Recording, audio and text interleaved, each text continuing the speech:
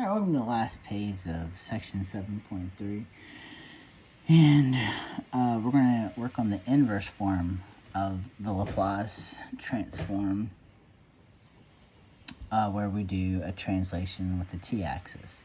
So the inverse Laplace transform of e to the negative as cap f of s is just going to be f of t minus a times the unit step function of t minus a. Now, again, we're going to incorporate this when we notice we have an e to the negative coefficient with s for an inverse Laplace transform. And so this is when we know, okay, this is when I need to find an a, and this is when I need to find f of s. So looking at this, because I have e, my exponential to the negative 3s, I know that my a has to be 3, and I'm going to take this out of the inside of the inverse Laplace, and I'm only going to work with 1 over s squared because that's what my function of s is.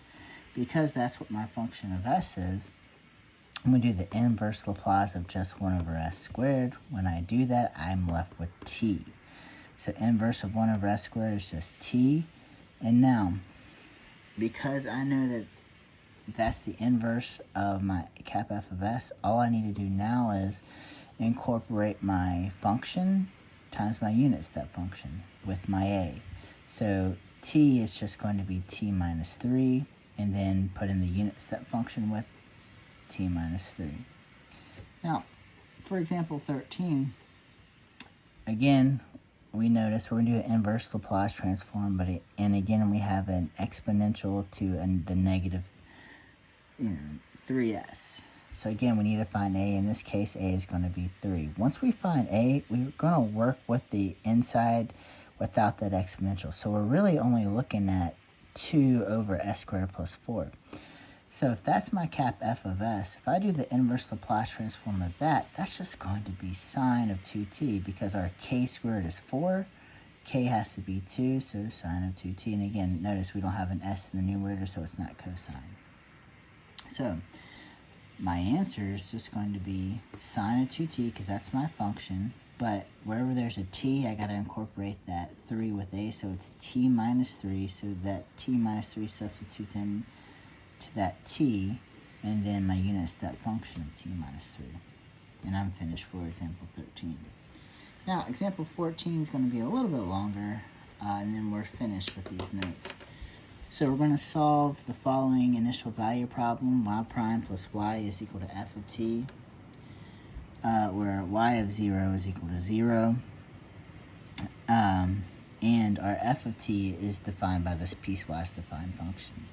Well, because it's defined by this piecewise defined function, I can incorporate my unit step function to actually have a function that is written out that represents what's going on for this piecewise part. And so this piecewise defined function tells me that I have a value of 1 when t is between 0 and 1, or when t is less than 1. And so I'm at 1 starting off, and then once t reaches 1, I want to be a value of negative 1. So once t reaches 1, this is going to kick in. And the reason I have a minus 2 there is because what's 1 minus 2? Negative 1. And so then the function is going to be negative 1 for every value that's greater than 1. So that's why we incorporate that unit step function in there, because we can actually have a function that's written out that's not written as the piecewise defined function. And so now we're going to take the Laplace transform of both sides, the left side and the right of our function. The left side Laplace transform of y prime is just s cap y of s minus y of 0, and the Laplace transform of y is just cap y of s.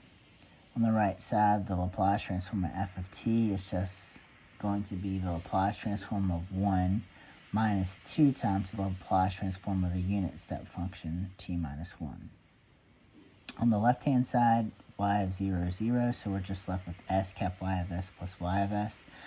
On the right-hand side, the Laplace transform of 1 is 1 over s minus 2 times the Laplace transform of u times t minus 1 is just e to the negative s over s, because a is 1. So e to the negative 1s over s.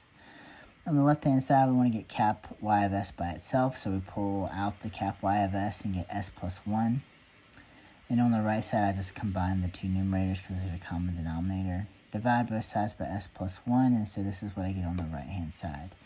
Now, what I'm going to do on the right-hand side is, because I notice I have an s and an s plus 1, I know that I'm probably going to, and I have a, e to the negative s in the numerator, I should probably split up my fraction. And I want to split up more than once. So I split up the original fraction as 1 over s times s plus 1 minus 2 times e to the negative s over 1 over s times s plus 1. And then I want to split up even further, because in order to solve for cap y of s, I have to have the inverse Laplace transform for both sides. And it's much easier to work with partial fractions as it is to, work with them together. And so what we're going to do is I'm going to set up my 1 over s times s plus 1 into a over s plus b over s plus 1. Now, when s is 0, I can go ahead and multiply the a times s plus 1 and the b times s equals 1. And then I'm going to plug in my values for my zeros for my s, which is 0. When I do that, a is going to equal 1. When I plug in s is equal to negative 1, b is going to be negative 1. So 1 over s plus 1, or times s plus 1, is equal to 1 over s minus 1 over s plus 1. And because I have that twice, I'm going to go ahead and denote it twice. And now all I have to do is the inverse Laplace transform of the right-hand side, and I'm done. Inverse Laplace transform of 1 over s is just 1. The inverse Laplace transform of the inverse Laplace transform of negative 1 over s plus 1 is minus e to the negative t. Because s plus 1 is in the denominator, it's just e to the negative t. Minus 2 times e to the negative. Because I have this e to the negative s, I know that in order to take the inverse Laplace transform, I'm going to need the unit step function. Now, what is my a? Well, my a is 1 because it's negative 1 times s. So I'm going to have my unit step function of t minus 1. So this e is taken care of by that unit step function. So now all I need to worry about is, okay, what is the inverse of 1 over s and 1 over s plus 1? Well, the inverse Laplace transform of 1 over s is just 1. The inverse Laplace transform of 1 over s plus 1 is e to the negative t. But because I have this unit step function, anywhere there's a t needs to be t minus 1. So that's why it's e to the negative t minus 1, because I have the unit step function with it.